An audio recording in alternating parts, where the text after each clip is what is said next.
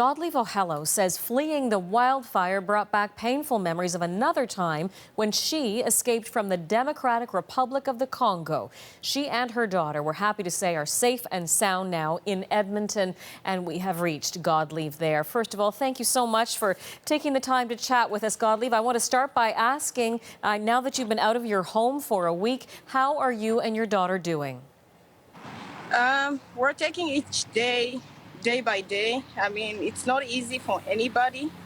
A lot of Edmontonians have been really helpful. We left with nothing, and so far I have clothes for my daughter again, and I have clothes for myself.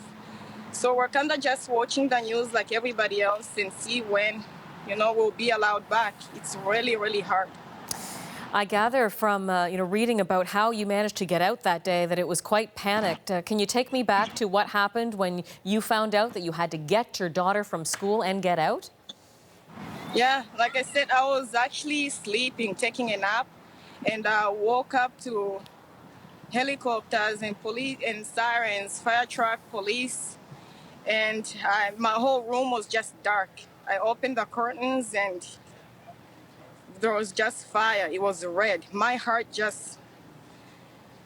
was heartbroken. My heart started skipping. I couldn't even walk.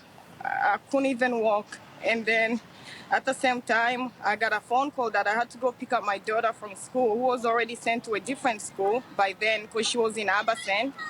So I got in my car, started driving. The traffic was so jammed that I had to abandon the car and I walked to go pick her up. Godelive, I was so sad to read that this, in fact, has brought back painful memories of you. Your daughter's 7 years old, and this is reminding you of a time when you were 7 years old having to flee. Tell me what that was like. Yeah, back in 1994, I was 7 years old when the Civil War in 1994 in Congo started, so my family had to flee the Congo. I remember being 7 years old, going through the same thing, watching a lot of people, villages burning, grocery stores burning. We had police everywhere, the army. You were running and bodies would fall next to you. It was so heartbroken. And I lost my dad through that and my older sister. So to me, it wasn't just a fire anymore. It put me back. It was a really hard flashback. It was so hard. Godelive, I can just imagine any parent's heart would ache at the thought of having to grab their child and leave their home. But for you, that extra level of fear but now empathy too, as you help your daughter through this, you are able to acutely understand how she must be feeling, being the exact same age that you were. How is your daughter handling this situation, would you say? The first few days as we escaped, she was so terrified. She didn't want to look back. She didn't want to know anything about it anymore. She wanted to be out of there. And thankful to God, we did get to Edmonton. And her mood started changing a little bit. She started being happy. A lot of people have donated books. So I've been reading books to her. I'm trying to keep her mind off of it. As much as I watch the news, I'm trying not to let her watch it because every time she sees the fire scene again, she closes her eyes or hide under the blankets. It's still hard for her too because she doesn't understand. And Godelive, for you, it must be incredibly hard because, of course, we always have to stay strong in front of our children. So how are you getting through the days? My mom's really strong. She's keeping me going too because I'm looking at her as an example. She had 6 children and she ran away from my country with 6 of us, a single parent, and she raised us until now. So when I looked at my mom, she's a really strong, supportive person. If I didn't have her in my life, I don't know how I would be able to do it. I'm trying to cry around my daughter. Every now and then when she asks me questions, I would just I would try and change the subject or I would go somewhere else and cry because I don't want her to see me upset. Godelive, what do things look like for you now? I know you were staying at an evacuation center for a while, and I gather you're in a hotel now. Is that right? Yeah, now we're in a hotel. So what kind of sense are you getting in terms of what you have to go back home to? Do you have a sense of whether your home was okay? Our home was located in the downtown area, close to the fire hall, and around waterways. So from what we've seen on Google Map, it looks like it's still standing.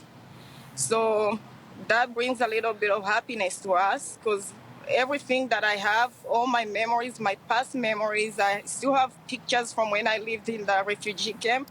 I left all of those behind. So when we left the Congo, I left everything behind. We had nothing when we went to the refugee camp. So escaping Fort McMurray to come to Edmonton again, it was the same situation. When you're told to leave, you just panic. Your mind goes blank. So we had nothing. So I just kept praying to God every day, hoping that at least we'll have something back. I know you had to just grab a gym bag on your way out the door, Godelive. Are you getting the kind of help, the kind of supplies, everything you need there in Edmonton? Yeah, right now we're getting everything we need. The only thing I grabbed was my gym bag with a few pairs of underwears for my daughter, a tank top for me, and that's pretty much what we left with, and a few vitamins. But yeah, so far, I mean, my gym bag is pretty full now, and we have a few garbage bags full of clothes. A lot of people are really supportive. On Mother's Day, I had a woman come and drop me a Mother's Day card, which really made me happy. It is incredible to see the way people are opening their hearts to people like you who are out of your home. Godelive, another thought, any idea on when you might be able to get back home? I'm just watching the news, and I hear maybe in 2 weeks they'll be able to let us know when we can get back. But I don't know. At this point, I really don't know. I'm just keeping my fingers crossed. Even to me, when I do go back, I'll probably have to go see a counselor, because just seeing all those homes burnt down, like I said, brings back a lot of memories to me, a lot of my past. Godelive, I know this is extraordinarily tough for you. I hope you're getting some sleep, are you, during this difficult time? It's hard, and I've been getting an hour sleep, and then I'm up for 2-3 hours. I haven't really had a really good sleep since we've been here. Nothing. No good sleep at all.